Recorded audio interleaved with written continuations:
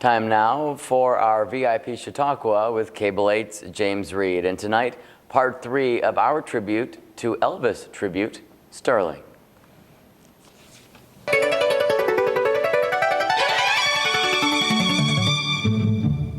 Do you listen to Elvis music a lot, trying to exactly duplicate what you're hearing, or? Yes, to the best of my ability. I'll never sound like him because, I mean, you know, in my opinion, most of the world's opinion, Elvis is the greatest entertainer ever.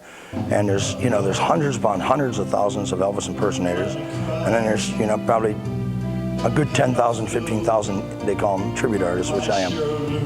And to learn, you know, you can basically capture some of his mannerisms and some of his vocal lots, but you'll never duplicate them. But I try to break it down for each song, and I really, if he has a drop in his voice or a drawl or whatever, I try to steal that the best I can and keep working on that part. And hopefully, you know, that's what we'll get back on the top, and that'll keep us there. You know? So it's an ongoing process of sort of keeping fresh as far as that goes, you know? Yeah, it's very hard. And seeing I've lived longer than he has now, it makes it even tougher to figure out how, you know, I don't know what Elvis would have done at 43 or 45 or 50, whatever the case is going to be for me, you know.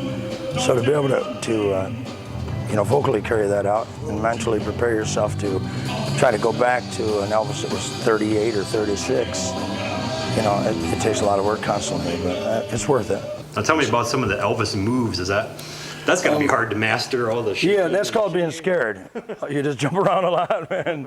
It's the studs, they stick in you, so you can't help but wiggle. But it's, I don't, you know, a lot of guys like impersonators, they do these poses and stuff, and you know, Elvis didn't pose. It's just like if somebody goes around after you're gone and impersonates you, and then they stand there like you're doing, you know, you're not posing, it's just you being yourself. So these, you know, Elvis was just himself, so I try to watch as much footage as I can about what he did and try to get into that, just that mood and just feel like he did instead of being robotic and doing these, you know, and all that stupid stuff, you know. So I just try to let it, whatever the show does, just feel it. And because for Elvis, no two shows were ever alike. And what about the ladies? You get some pretty good attention from them, it seems like. Well, as long as my wife's not in the audience. But yeah, they're really good. They don't mean any harm, you know. They get crazy once in a while, but that's cool. That's what it's about. And they, you know, they come to have fun. And if you can't let them have that enjoyment, then shouldn't be doing an Elvis show, I guess. Right. You know. What's the craziest thing you've had thrown on stage at you or given to you on stage? What can you say on this channel? This must take a lot out of you. I mean, this is a lot of energy goes into this, huh? Yeah, it's on an average show, you do like a show. Like tonight, I won't be as much, you know, but an average show, you can drop like 10 pounds one show, you know.